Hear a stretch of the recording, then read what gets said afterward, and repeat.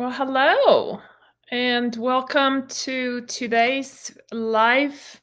Let me see. Am I on? Oops, I don't know. Let's see. I just want to make sure. Sorry, you guys. I want to make sure I am on Instagram as well, and it doesn't look like it's happening. So, um, okay. So let me just try this again. Well, hello everybody. For those of you who have joined us, and welcome back. Well, I haven't seen you for so long. So I'm going to be talking today about alcohol a little bit. I think it's something that most of us are experiencing to some degree after having gone through the festive season. I certainly have experienced it myself as well. And for a good reason. It wasn't just about, and I'll tell you a little bit more about that. I just want to make sure I get into, I had everything set up on Instagram, and then now it's not showing up. So why is it happening that way? Well, let's see. I'm sure we can get this fixed. So, okay. All right, I'm live. Hi, Instagram. So, hey, you guys, I'm excited to be back. Actually, when I landed in Denver, I was like, I am home. So, I was in Poland for 5 weeks. That's why you probably have not seen very much of me. And the reason why I was away was because my father got very sick. In fact, I was going there with an assumption that it's going to be kind of an end of life trip for me to see him. And believe it or not, we actually managed to turn a corner. He's managed to turn a corner, and with the help of proper diet and a lot of supplementation and chemo, is actually, believe it or not, the chemo has actually really turned things around for him. We've managed to actually see him turn a corner. So I'm hoping that the next time I get to go to Poland, I actually get to see him in really good health, or even get him to come over here, because he's never been to the United States. Well, and so in perfect honesty, my family and I are just the type, like, we would love to sit down at the end of the day and have a nice some craft beer, or have a glass of wine. Or in Poland, there's a big tradition of making your own booze. So everybody in the village makes something. And so my family lives outside of Warsaw. And so there is a lot of sort of artisanal, if you like, way of making things. And so everybody makes their own brews, and there's wines that are made out of different berries and rose hip and roses and rose gems, and people make their own cheeses. It's actually really, I got to really appreciate all of that. And with that comes, is a tradition of booze. Number one is I did not see the sun for 5 weeks. It was just completely over for cat. There was just so much of fog, and it was just, the forecast was really quite sad. And so it kind of puts you in a place of a little bit of a depression. I have found that exercising has definitely helped me to lift my spirits during this time. I am a sun person. I'm one of those who did not like living in Seattle or going to Portland during winter because of the lack of sun. So that's part of the reason why I love living in Colorado so much, because of the sun. So what happens is that kind of weather, we tend to naturally use alcohol as a little bit of a booster, right? And so, I don't know about you, but I really live by the 80-20 rule. So 80 being eating and drinking for nourishment and really good health, and the other 20% being more for fun and entertainment. And, in full honesty, at the beginning, I think the 20% of the drinking was because of just the fear of what's going to happen to my dad, and all the obstacles that we had ahead of us. And the surgeries that he had gone through, and the state of his health, and the management of all of that was pretty intense. For those of you who had family disease, you know how intense of a period it had. In fact, I have a lot of appreciation for people who have taken care of their parents or a sick person in the family, because it isn't just about like going in there and be like, oh, I'll make you a cup of tea, or I'll bring you lunch. It's a lot more intense than that, emotionally and logistically and physically. And so my heart goes out to those of you who have done this before. Anyway, in today's video, I want to talk about alcohol and how it impacts your hormones. And so, look, I'm not demonizing here and saying like, you should never be drinking another, glass of wine ever again. That's not the message. The message is, to be aware what impact it has on your hormones and your sleep and just your overall health and energy. And it plays a role goes into your depression, a sense of anxiety, and your gut health and your hormones and your sleep and your even the way you look. Like, I look at myself and I'm like, I am not looking as vibrant as I could be looking, right? So we would love to invite you to also participate in our dry January.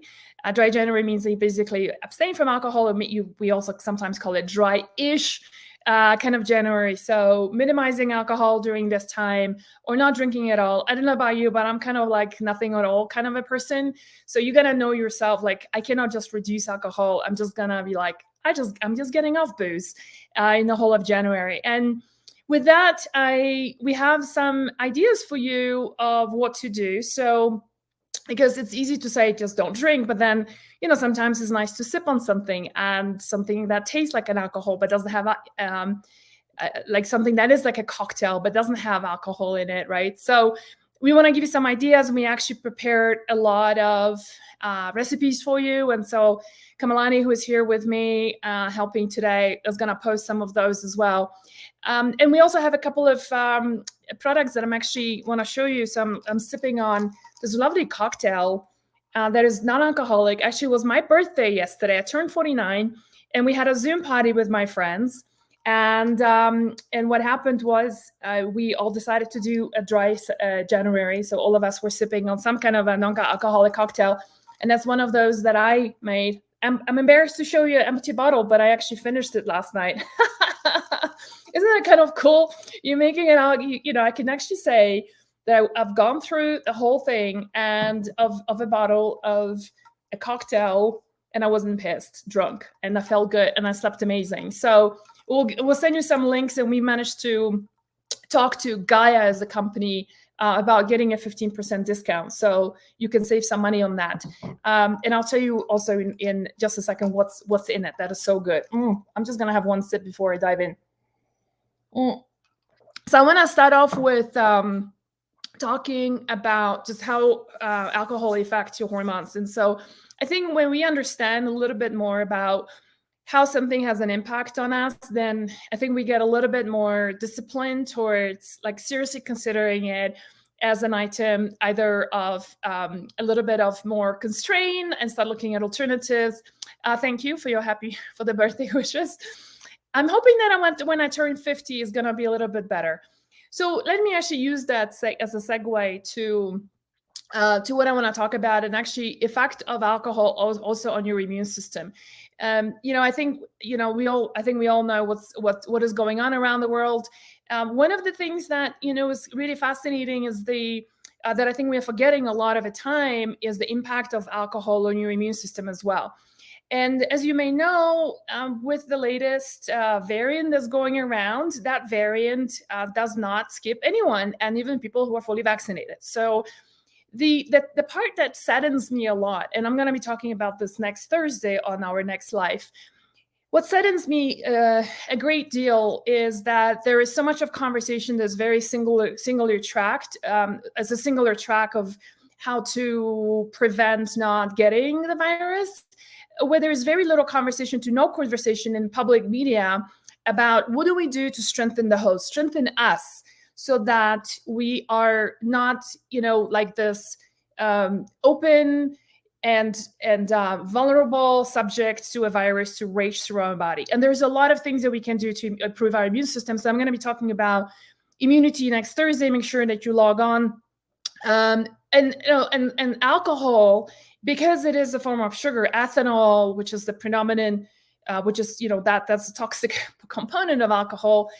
Ethanol converts to sugar. And so many people have reported, for example, that when they stop drinking, they lose weight.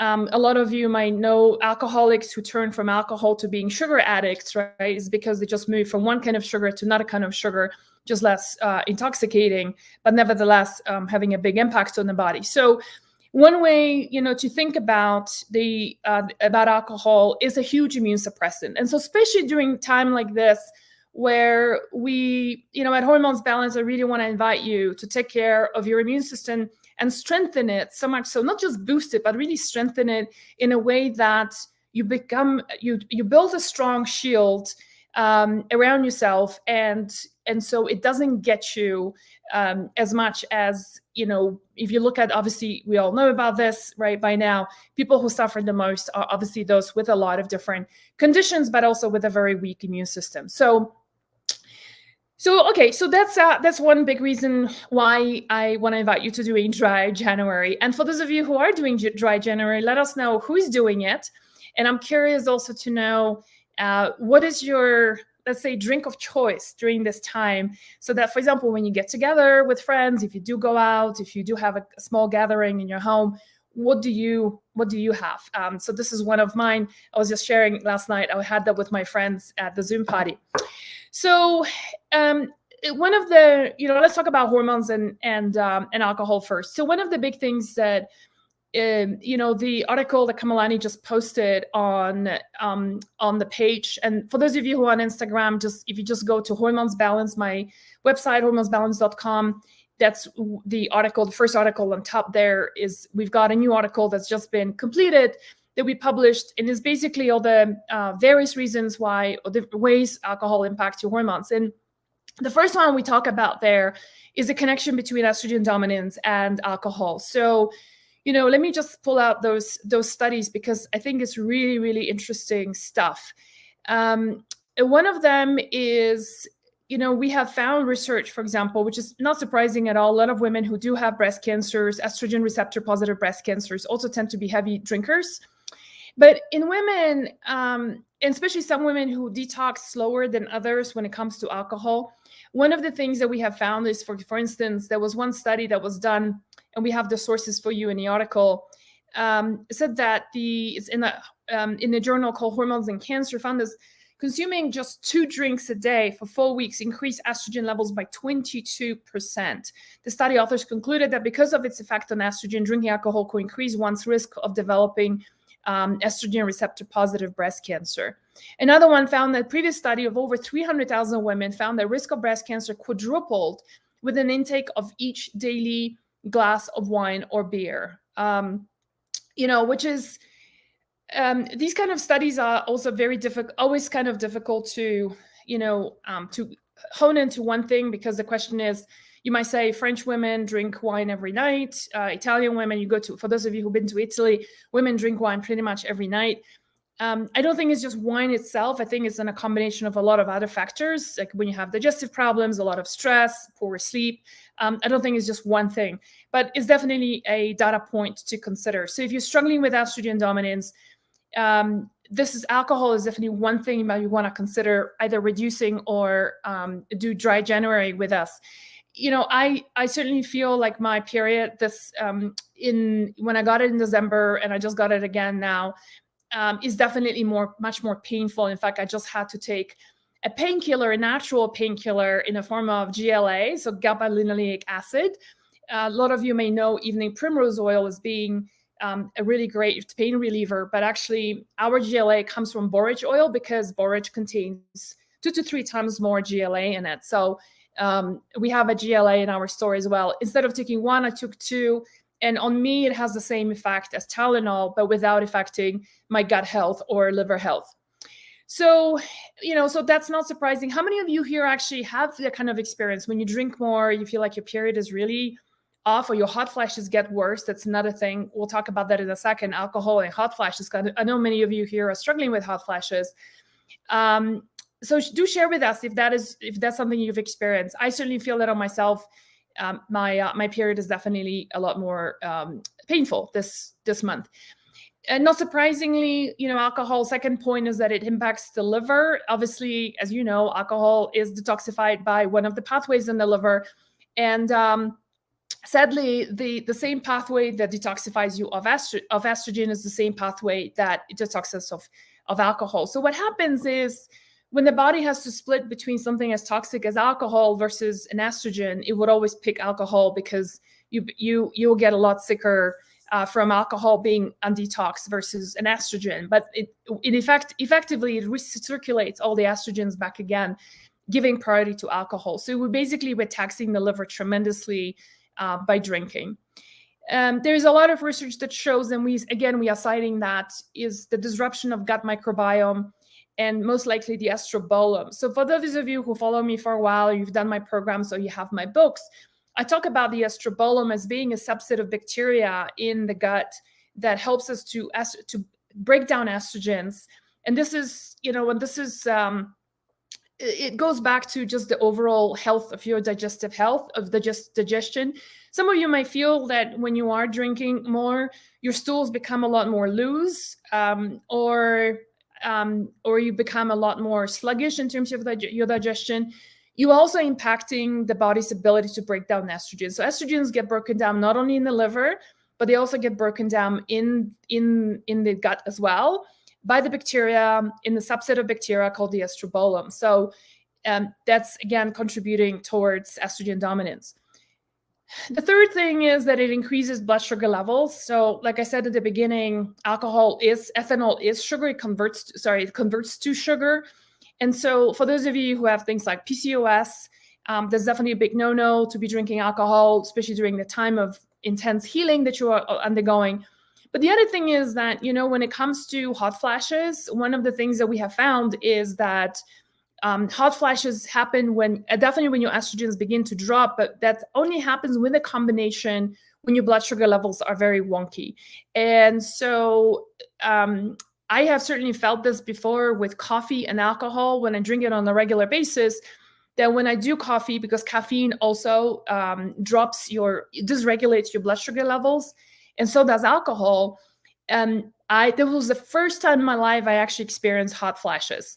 I will take the liberty of sharing with everyone that my darling sister, who's younger by a year and a half from me, has had her hot flashes stopped. She's been doing some diet changes. She added a couple of supplements, and specifically red clover really helped her a lot. Red clover is slightly estrogenic, so it helped her to bump up her estrogen levels.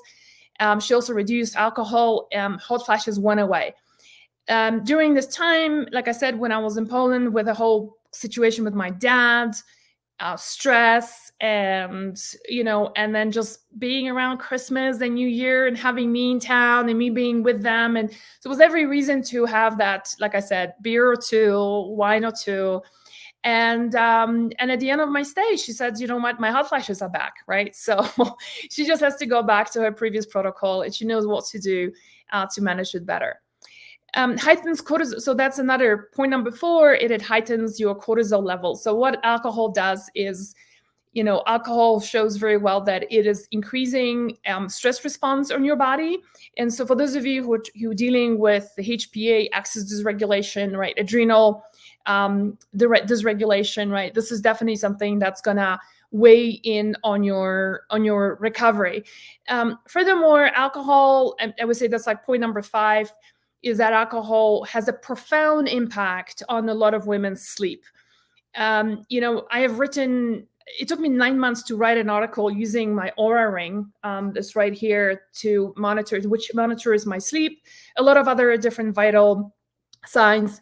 And one of it is, I can tell you that every time I have certain alcohols impacted more than others. Red wine is one of the worst ones, even like high quality red wine. And my deep sleep basically reduces to like 20 to 30 minutes from the usual hour, an hour and a half. That's a huge impact. My blood sugar, my heart rate goes up as well. So that fatigues the body, right? I don't get the same level of recovery when I wake up.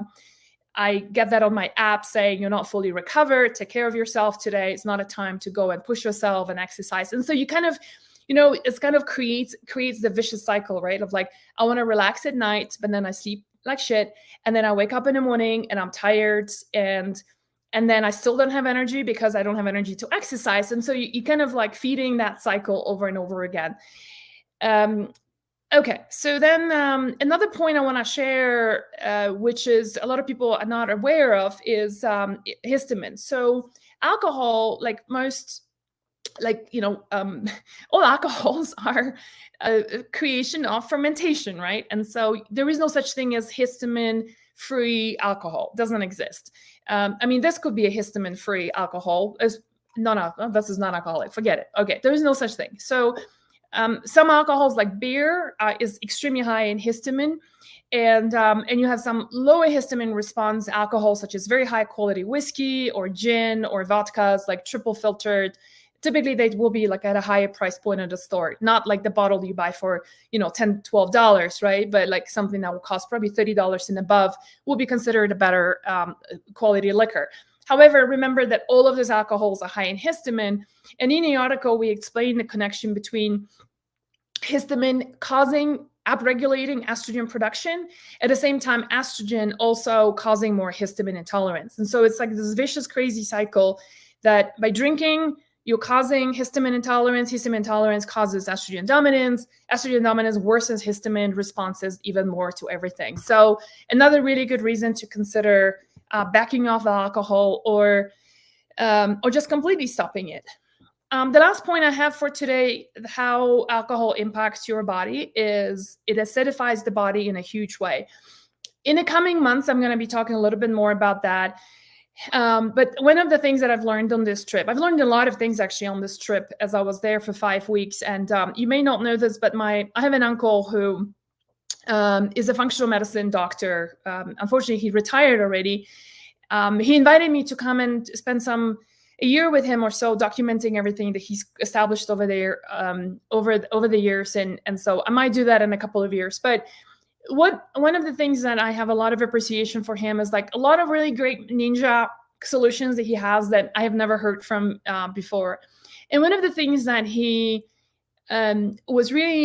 introduced me to is that as much as we changed my dad's diet, and we did a very specific diet for a cancer patient with my dad, he said, if the body is not in an alkaline state, this diet is only going to have very limited results. And I was like, this is really fascinating. So a lot of time, we talk about the pH of the body being either alkaline or acidic, right? From a perspective of disease thrives in an acidic body, right? So if you think about it, there is acidity in different parts of your body. Your blood has a certain pH, your vagina have a certain pH. For example, your vagina pH has to be really low because that's when the bacteria doesn't grow. Your gut has got a certain pH. Your stomach has to have a very low pH, like pH 2, and so on and so forth. And so one of the ways of alkalizing the body, right, is through diet, is through drinking soda, for example, baking soda in a glass of water, and that's one way to do that. But what's interesting about the whole acidification or alkalization of the body is that a lot of your efforts in terms of your diet will benefit or amplify the efforts you're making with your diet and your supplementation. And so on the other hand, drinking alcohol will acidify your body in a huge way, right? So yeah, sure. I mean, you can have a drink at night and then have a baking soda in the morning to kind of even things out. But I feel like it's a little bit of, bipolar kind of a solution, right? So yeah, so that's where, I would say those are like some of and I mentioned sleep already. So alcohol destroys sleep in a huge way. Kamalani, let's post the link to the sleep article, how to fix your sleep after 45. And you will see my experiments with alcohol and how much it impacted my sleep. And I played around with different kinds of alcohols. And yeah, I found that red wine is just like the worst one in my case. So the question is like, what do you do, right? And further down in the article, we have a whole bunch of solutions for you, including some really lovely recipes of like easy hibiscus rose cooler and cranberry thyme spritzer, which I also made when I was away. It was lovely. You've got the festive apple cider vinegar digestive, vanilla grapefruit electrolyte drink. You've got paleo old-fashioned mocktail using digestive bitters. You can use the digestive bitters from us as well. So you've got a lot of different recipes and options. But I also know that not everybody wants to make their own cocktail. So my team and I went out there to look for different options. One thing that started showing up last year in my Facebook and Instagram feed was seedlip. So that's one option you might want to consider. Personally, this was not my favorite one in terms of taste. I have another bottle, and this is still from last year, and I haven't finished it because I don't particularly care for it too much. The one that I fell in love with, my team found, it's called Gia. And I know on Instagram it's upside down. It's basically GHIA. And Gia this is what I made last night for my Zoom party is basically you take half of that is Gia, and then the other half I used pineapple passion fruit, so just a flavoring in a sparkling water. It's an Italian sparkling water. I want to tell you what the ingredients are because it's really super neat.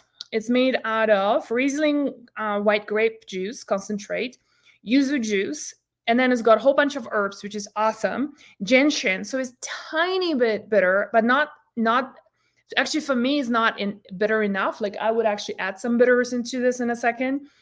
Lemon balm, it's got a thick concentrate, elderflower, acacia, orange peel extract, rosemary, ginger, fruit vegetable for color. So that's they're using just natural coloring.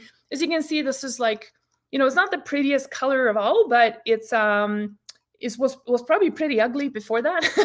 So they had to use a little bit of a fruit vegetable juice to make it, to give it a kind of like this wine-like color. And then they're using just a tiny bit of potassium sorbate, which is less than 0.1% of the volume. It is to preserve freshness. You've got to use a preservative because otherwise the whole thing is going to go bad. So really super nice, really low sugar content. If you must add some sugar, you can always add a little bit of maple syrup into it, or do not use agave, please. Agave is very high in fructose. Fructose has an impact on your liver, so it defeats the whole purpose of you doing a non-alcoholic cocktail. I'm just gonna have a sip. So yeah, so this is my invitation for you guys to join us for a oh yeah, before I forget, we've got a 15% off for you. I'm sorry to be showing you an empty bottle, but I finished this in 3 days, and I've just ordered my 6 bottle installment, because it's a wonderful present, I think, to give a girlfriend as well. If I'm going to see some friends and I don't want to bring a bottle of wine, but I want to drink something, like I would totally bring something like this with me, so I don't come empty-handed if I'm staying off alcohol. Let's see. Michelle is saying definitely the hot flashes increase. I'm assuming that's with alcohol, right? Another idea for a cocktail, I also forgot, for those of you who have our digestive bitters, you can also take just sparkling water, or maybe like a flavored sparkling water like this one here. I'm using pineapple passion fruit. It's got I think it's got no sugar in here. Yeah, it's got no sugar. And then adding like just a couple of sprays of our digestive bitters, it's actually a really nice drink as well. It's got that fizz to it, but it's got the bitterness to it. So it's just wonderful for just overall, the whole, just a nice replacement of alcoholic cocktail. Let's see, is there, oh, thank you, Rosa. And yeah, thank you for your birthday wishes. Yeah. Okay. So I can't tell you guys how happy I am to be back, and we'll be bringing in more great content moving forward. Next week, I'm going to be talking about supporting your immune system through all the craziness that's happening right now. I think there is enough conversation around very single track of what you need to do in order to protect yourself from the virus, but there's not enough conversation about how to strengthen the host, which saddens me a great deal, because there's enough science and smart people in our world to know that things like reducing sugar and getting more sleep and getting outside and changing your diet to something less inflammatory will certainly strengthen the host, so much so that we are going to be far less at a risk of suffering from the pandemic that's going around. And that's something I want to talk about next week. We're not going to be talking about whether it's right or wrong, or whether, I don't want to be talking about vaccines and stuff like that. This is something that you need to make a decision on your own. I just want to support you through this process of strengthening your immune system. And when you do that, your whole hormonal health is going to improve as well. So just a double benefit to all of that. Okay. Well, I hope you guys enjoyed today's live. It gave you some ideas for some nice alternative drinks. And so kind of cool. So I can have a cocktail in the middle of the day. Doesn't get better than that. All right. Thanks everyone for being here today. And I'll see you next week. Bye.